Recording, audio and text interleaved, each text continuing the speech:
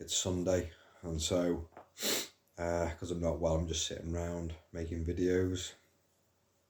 What are we on now? 10 to 4. Got to think of some more material to upload. And as we're talking about mental health, I'm sorry I've not got my beads on to make me more authentic, or I'm not sitting in the woods on a log, you know, because those people definitely tell the truth. But instead, I'm going to have some beans out of the can. Yes, they are cold, but they're really good. I used to take a can of beans to work, actually, years ago. And one of your 5 a day. Yeah.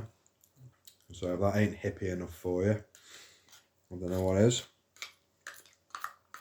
Anyway, in this video, what am I going to cover? So this is where it helps if people ask questions, because I have to generate both the question and the answer. And unfortunately, my dog can't talk, so it's a bummer.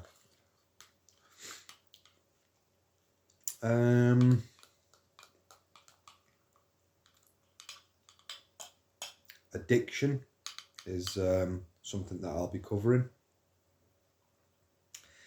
That might have to be done in 2 parts though, be a bit of a longer video. And I'll just be explaining how there's no such thing, because people make things up all the time.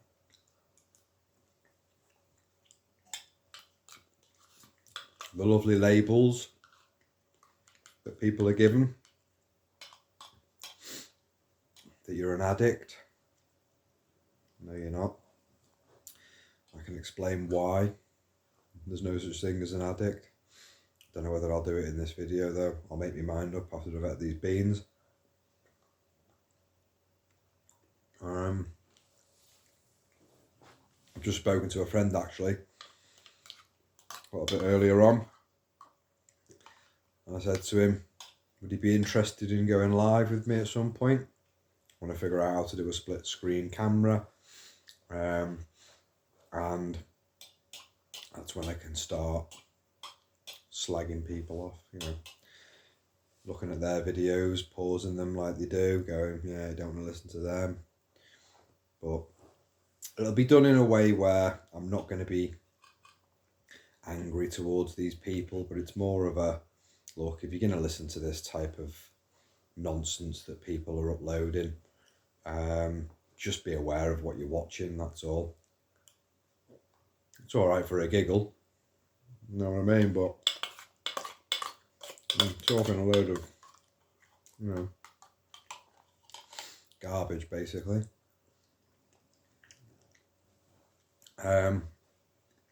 How to get a girlfriend, you know those videos that come up, you got these guys or girls, common mistakes people make. There's no such thing as a mistake either. I'm going to do a video on that. But there's that many things that I want to talk about. I've just got to take one step at a time, really. So this is more of a watching me eat video, isn't it? But just to show you that I'm human, you know. I'm having a cup of tea out my Egyptian mug that I've had for years. Got that in Hurghada many years ago, 2012. It's nice to know. So yeah, this video, it's already gone on for 4 minutes and you've just watched me eat a can of beans. But a friend of mine that I've just spoken to said, why don't you do one on social anxiety? So what's my take on social anxiety? So a lot of people might benefit from that. He says, people that are worried about going into crowds of people and things like that. So I said, well, first of all, you've got to separate the two things here. So you've got the social aspect, and then you've got the individual that is essentially worrying, because that's what anxiety is. And when you look at what worry is, it is always thinking about problems that may occur in the future. That's what worry is. So when somebody then has social anxiety, it just means that they're going to be worrying about what might happen if they go into that crowd of people or they're in a social setting. They might feel awkward, but you're always going to have doubting as well. So that individual's going to be doubting. It won't just be worry. So they'll be worrying, but they'll be doubting. They'll be worrying about what they might say, or what other people might say, or what they might do because they don't trust themselves, or what other people might do because they don't trust anybody else either in that sort of situation. And the doubting will be, well, I don't know what to do about it, so I don't feel comfortable going into that situation. So what drives anxiety is doubt. So I speak a lot about doubt in my videos, a lot about low self-esteem. The products that come from that, mental hindrances, are things like anxiety and depression, are born from low self-esteem. At least in my experience, they are.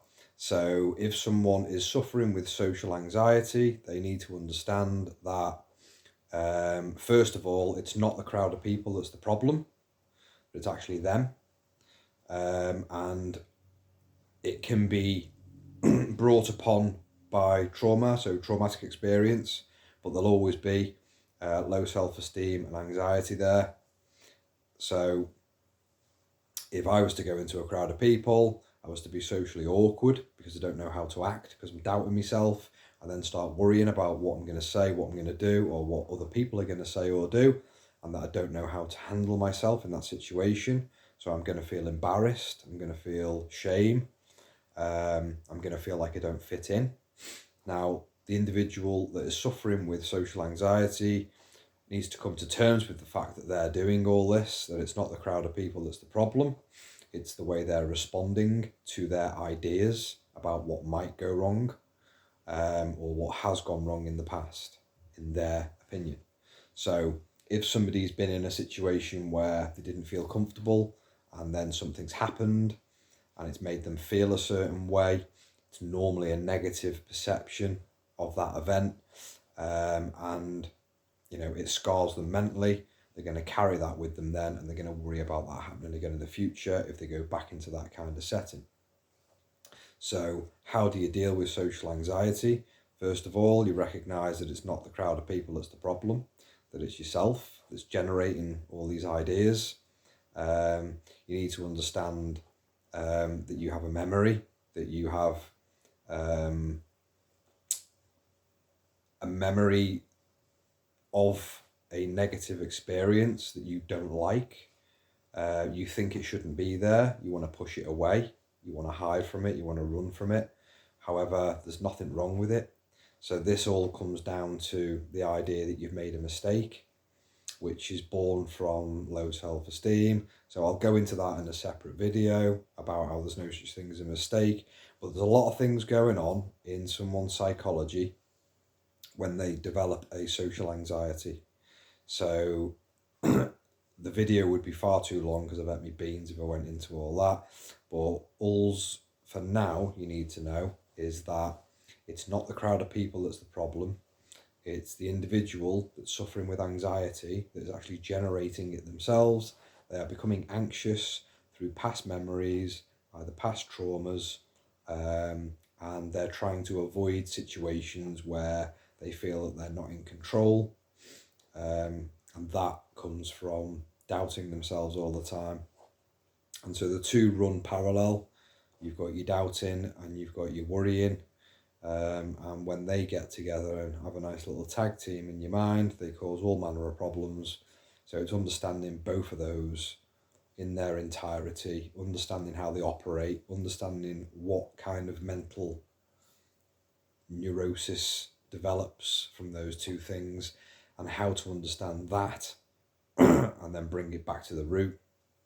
And it's always going to be building your level of confidence and not worrying about making mistakes. So it means you don't need to get it right first time. You are going to come into contact with people in your life that you're not going to like, and they're not going to like you. And it's about having the level of confidence to deal with that and to not take it personally. So I'll leave it there for now because we're just over 10 minutes, and I'll upload another video soon.